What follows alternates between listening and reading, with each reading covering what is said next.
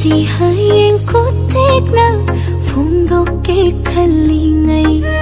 hoi khidara pakachai lamlan bikanagi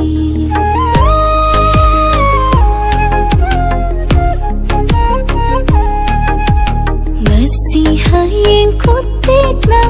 phongdoke khalingai hoi khidara pakachai lamlan bikanagi yengsinada tumin nusinada rangna misum haiba mino parangi mikup khorin khanjai thana tarok jai manglan tai bangani matasu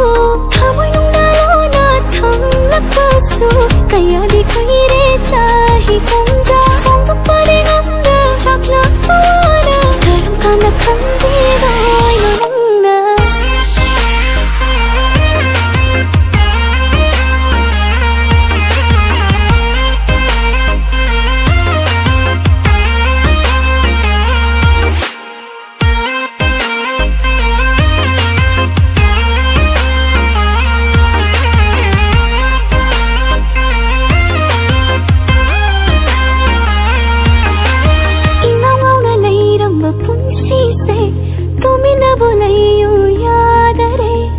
chap sam na lai ram ba wa khal su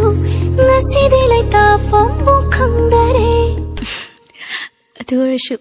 yengshina da tu min musina da rang na mi sum hai ba mi no parangi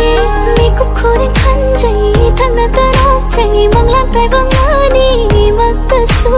thamoi nung da lo na tham lakasu kaya di koire